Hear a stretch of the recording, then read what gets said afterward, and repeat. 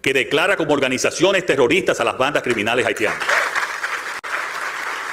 Esto significa cualquier persona perteneciente a estas bandas que ingrese en territorio dominicano será perseguida, apresada y juzgada bajo las leyes antiterroristas de nuestro país.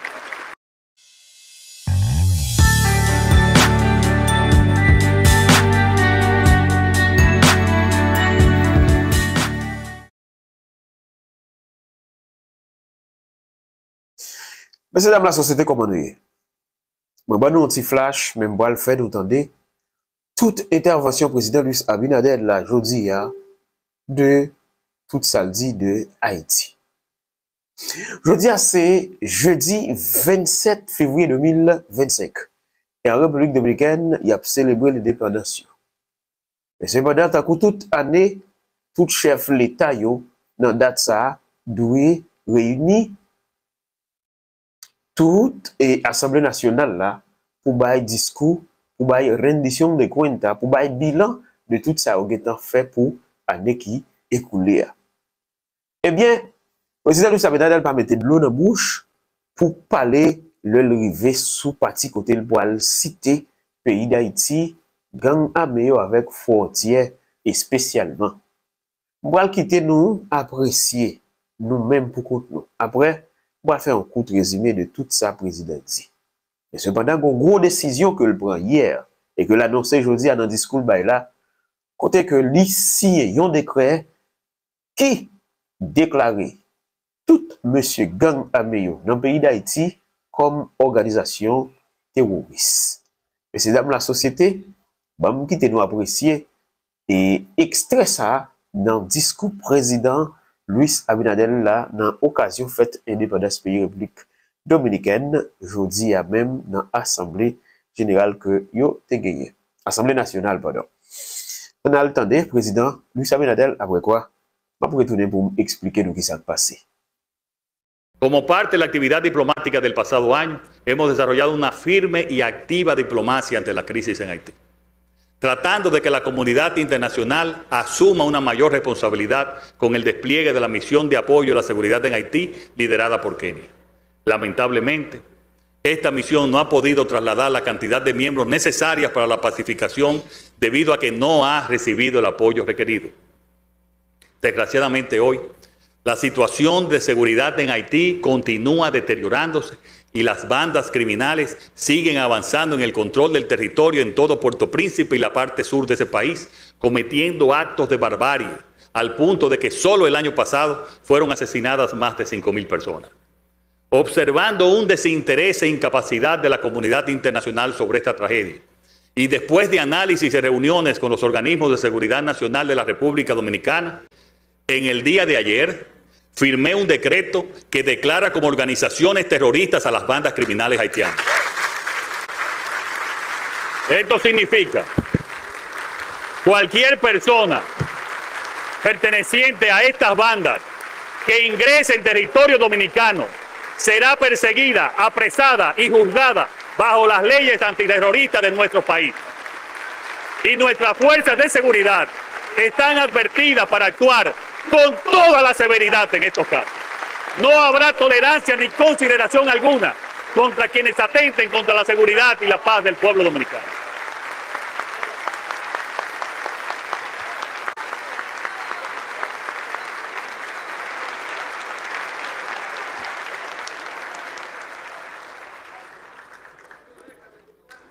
Señoras y señores, nuestra nación ha crecido y prosperado gracias a la paz y estabilidad que hemos mantenido dentro de nuestras fronteras. Sin embargo, vivimos tiempos de incertidumbre, en los que esta estabilidad se ve amenazada por factores tanto internos como externos, que ponen a prueba nuestra seguridad, y es nuestro deber garantizar que nuestras Fuerzas Armadas cuenten con los recursos, la tecnología y la preparación necesaria para enfrentar cualquier amenaza. Un ejército moderno y equipado es un componente esencial para la defensa de nuestra nación. La modernización de nuestras armadas, de nuestras Fuerzas Armadas, no debe verse como un gasto, sino como una inversión en nuestra soberanía y la seguridad de nuestras generaciones futuras.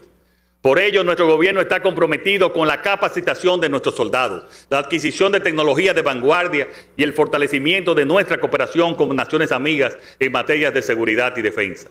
Hemos destinado 1.944 millones de pesos a la construcción de la verja perimetral con la frontera con Haití, con el 90% del tramo programado completado en el 2024 y ya prácticamente terminado.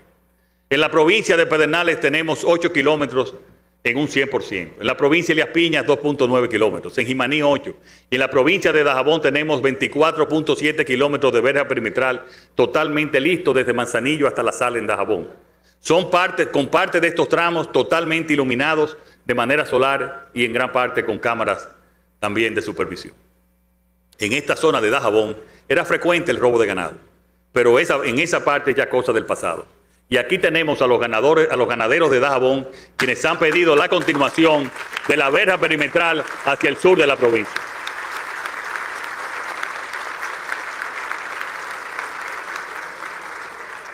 Y les anuncio que atendiendo su solicitud y para continuar fortaleciendo la seguridad en la zona, di instrucción al Ministerio de Defensa para continuar la construcción de la misma, unos 11 kilómetros hasta el municipio de Capotillo. Paralelamente, el Ejército realizó más de 148.000 patrullajes en toda la zona fronteriza e incrementó el apoyo a la Dirección General de Migración y al Servicio Nacional de Protección Ambiental. Ningún país del mundo tiene la situación que nosotros tenemos con un país en totalmente colapso en sus fronteras. Para mejorar la movilidad y respuesta operativa del Ejército, el pasado año adquirimos 60 nuevos vehículos para un monto de 189 millones de pesos y muchos más ahora entregados este año. En el ámbito marítimo, la Armada ejecutó casi 2.000 operaciones navales y más de 10.000 operaciones terrestres, asegurando costas, puertos y aguas territoriales, mientras que la Fuerza Aérea realizó 122 patrullajes aéreos y adquirió el pasado año 4 helicópteros Augusta 169 de 2 turbinas y 7 aviones T-35C Pillán para fortalecer la defensa y el entrenamiento. El Cuerpo Especializado de la Frontera, de la Seguridad Fronteriza, realizó más de 31.000 patrullajes en las provincias fronterizas, contribuyendo a la reducción de la migración irregular y al combate a ilícitos.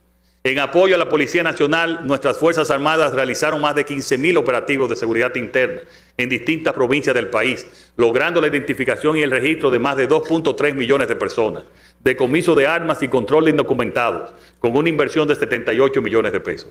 Sobre el control migratorio, las Fuerzas Armadas, en apoyo a la Dirección General de Migración, se ejecutaron 3.316 operativos de interdicción. Como resultado de estos operativos fueron deportados más de 270.000 extranjeros, la inmensa mayoría de nacionalidad haitiana, quienes fueron ya repatriados según nuestras normas internas, respetando evidentemente los derechos humanos de todas las personas. Mesdames la société, président Luis Abinadel, dans l'occasion, célébration, fête indépendance dans la République dominicaine, je veux dire que c'est 27 février 2025, eh bien, premier gros bagaille, il a annoncé que le fait, et qu'il a joindre ovation. C'est ça qui relève applaudissement simple. C'est ça qui relève ovation. Côté tout le monde a battu bravo pour un bon titan. Quand on dit un bon titan, tellement ils ont apprécié ensemble de décisions que le président Luis Abinadel lui-même lui prend. Le président Luis Abinadel dit, par rapport avec Jean et Haïti, il y a la situation pays d'Haïti, crise que Haïti a traversé, il bat bravo pour tête li, qui lui-même mené une bataille diplomatique qui vraiment, et on dit, racine les fonds, une gros bataille, côté que lui dit, yo prend un peu l'initiative, yo joué pied, yo joué main pour yo, t'es capable d'aboutir avec une mission pour mettre la paix dans le pays d'Haïti. Mais cependant, il dit malheureusement, quantité de monde qui t'a doué rentrer en Haïti pour mettre la paix dans le pays, ça, il n'y a pas suffi. Mais il dit, ça arrive fait quand même. Il dit, international la campé a gardé le pays d'Haïti qui a effondré. Côté que, plus passé 5.000 personnes mourir en bas violence gang, sans compter quantité de monde qui déplacé, qui dit la caillou. Parce que gang a boumé, gang a tiré sur yo. Eh bien, il dit, lui-même hier, 26 là, mercredi 26, il signé un décret côté li déclaré comme organisation terroriste avec toute gang dans le pays d'Haïti. Et il prend décision ça c'est pour que li capable traiter moun sa yo à chaque fois yo ta gen chance traverser frontière rivière en République dominicaine pour le traiter yo tant que terroriste. Et c'est la société li dit depuis yon chapé pied yo mettez pied yo en République dominicaine, eh bien yo déjà connaît qui traitement yo pour le joindre dans le pays République dominicaine. Tout ça c'est décision pour protéger souveraineté pays yo, OK, pour sécuriser pays yo. Le président Luis Abinadel déclaré sous ça qui est pour avec vague immigration, quantité citoyens, alors immigration illégale, quantité citoyens haïtiens, on dit, ou bien migrants haïtiens qui trouvent ou bien qui rentrent en République dominicaine de manière irrégulière, eh bien, il dit, avec aide de l'armée, avec immigration, ils ont arrivé déporter plus passer 270 000 haïtiens depuis le, ils prennent décision pour, ils même, ils commencé vague déportation massive ça, et avec, alors, compte étranger qui illégal. Et c'est dans la société, le président dit, pour sécuriser le pays là, il bail l'ordre pour que vous continuez avec construction mu dans la frontière. Et il dit, avec mu ça qui commençait à construire, Haïti qui qu'on traversé à vol les bœufs en République dominicaine dans la zone frontalière, il prend Dahabong par exemple, il dit bagay ça c'est du passé qu'on y a.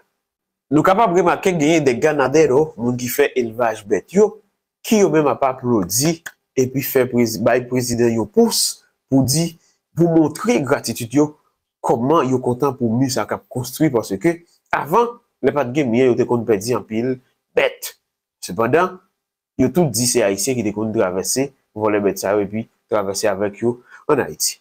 Mais c'est dans la société pour question sécurité des affaires frontières, président dit il fait ou bien pays a pas besoin de garder comme qui dépense ou comme dépense, mais c'est pour elle comme investissement.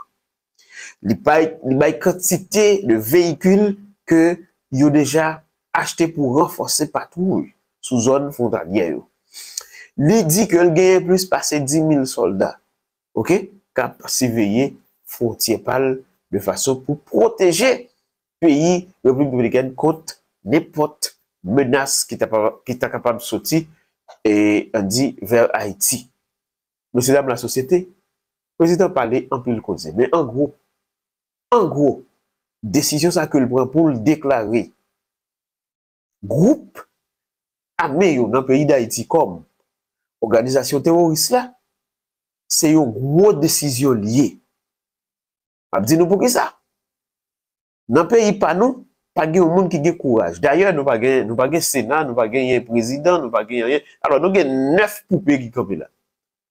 9 poupées qui sont président, nous avons l'autre poupée qui est le ministre, nous avons l'autre poupée qui est directeur général de la police, nous avons secrétaire d'État à la sécurité publique, son poupée encore, même si je n'ai pas de poupée, mais quand je rentre dans l'équipe poupée, donc son fréquente c'est Louis, Mario André Sol, sorry pour vous, ou fait partie groupe vaurien ça yo qui campé cap gadon pays cap de pas fini côté moun a mouri y a voté cadavre dans bourrette moun a déplacé quitter caillou ça pas dit rien yo tout depuis bandi annoncé le font bagay yo fait note yo mettez là les bagay la passer au publier note là c'est ça moi a fait en tant que moun soi-disant qui gagnait responsabilité pour protéger les haïtiens dans le pays d'Haïti.